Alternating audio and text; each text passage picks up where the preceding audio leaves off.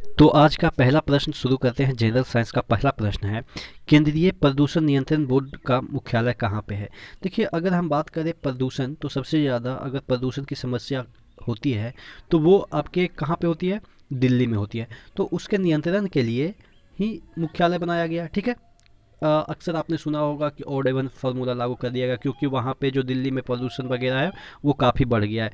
आप देखे होंगे कि कई बार जो मैच चल रही थी एक बार श्रीलंका के साथ, उसमें दिलशान वगैरह वोमिटिंग करने लगे थे, ठीक है। तो ये प्रदूषण की समस्या के कारण वहाँ पे एक मुख्यालय गठित किया गया। आप इसको इस तरह से याद करने का ट्रिक अपना सकते हैं कि वहाँ पे ज़्यादा प्रदूषण होता है तो इसलिए वहीं पे मुख्यालय गठित कर दिया गया। भारतीय प्राणी विज्ञान सर्वेक्षण कहाँ पे है? देखिए, यहाँ पे दे रखा है प्राणी विज्ञान सर्वेक्षण, यानी कि प्राणी के जितने भी विज्ञान से संबंधित सर्वेक्षण होते हैं उसका मुख्यालय कहाँ पे है? कोलकाता में है। और अगर बात किया जाए भारतीय वनस्पति विज्ञान का भी मुख्यालय, तो वो भी आपके कलकत्ता में है, ठीक है। दोनों क्वेश्चन याद हो जाएंगे।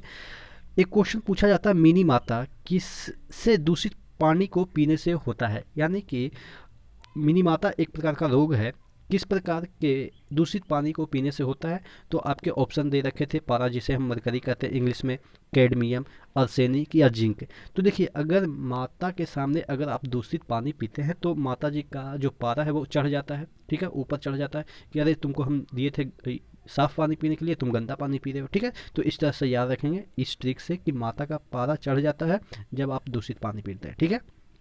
ठीक है। पारा चढ़ जाता है तो पारा से ध्यान रखेंगे। अच्छा, एक फिजिक्स का काफ़ी इंपॉर्टेंट क्वेश्चन बन जाता है, ये देखिएगा, 0.200 ग्राम अगर लिखा है तो इसमें पूछा जाता है कि सिग्निफिकेंट फिगर कितने हैं। तो देखिए, अगर सिग्निफिकेंट जीरो पॉइंट के बाद अगर जीरो है तो वो सिग्निफिकेंट फिगर में काउंट हो जाते हैं। टू तो ऑब्वियस है, सिग्निफिकेंट फिगर है ही है, आप फिजिक्स में पढ़े होंगे, 11th में ये क्वेश्चन है और ये क्वेश्चन आए हुए हैं जनरल कंपटीशन में, इसलिए मैंने इसको लिखा है। तो आप सिग्निफिकेंट फिगर का अगर आपको पूरा थ्योरी नहीं पता है तो आप एक बार सर्च कर देंगे यूट्यूब में, कहीं भी आपको मिल जाएगा। तो इसमें सिग्निफिकेंट फिगर कितने हैं? 3 हैं, ठीक है।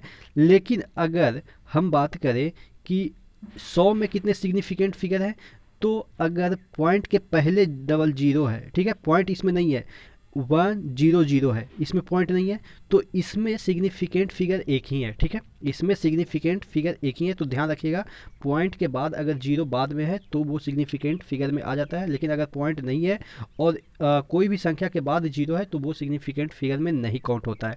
तो ध्यान रखिएगा, ये क्वेश्चन आपके जनरल कंपटीशन में ही शायद दिल्ली पुलिस में पूछे गए थे। अगला क्वेश्चन की ओर बढ़ते हैं, प्लम पुडिंग या जिस दूसरे शब्द में कहें तो वाटरमेलन, एक केमिस्ट्री में सिद्धांत दिया था। प्लम पुडिंग का भी सिद्धांत जे जे थॉमसन ने ही दिया था और वाटरमेलन का सिद्धांत भी जे जे थॉमसन ने ही दिया था।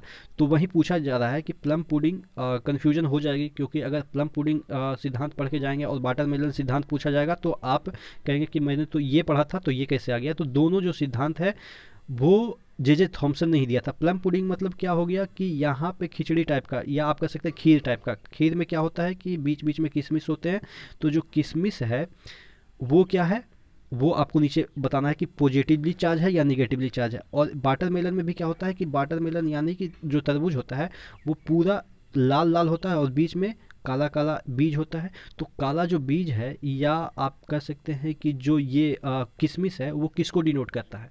इलेक्ट्रॉन को या प्रोटॉन को डिनोट करता है, ठीक है। तो आप नीचे कमेंट बॉक्स में ज़रूर कमेंट करके बताएंगे। और ये जो सिद्धांत है उसे किसने दिया था? जे जे थॉमसन ने दिया था। अगला क्वेश्चन है, रेडियो एक्टिव फेनोमेना की खोज सबसे पहले किसने की थी? तो देखिए, रेडियो एक्टिव जैसे ही दिमाग में आता है तो क्यूरी दिमाग में आते हैं, लेकिन नहीं, जो रेडियो एक्टिविटी जो फिनोमेना है उसकी खोज सर्वप्रथम हेनरी बैकेल ने की थी, ठीक है। हेनरी बैकेल ने की थी, ठीक है। तो आशा करते हैं चीज़ें समझ में आई होगी। इसी तरह से बने रहेगा चैनल के साथ। नेक्स्ट वीडियो में कुछ और क्वेश्चन के साथ मिलते हैं, तब तक के लिए धन्यवाद।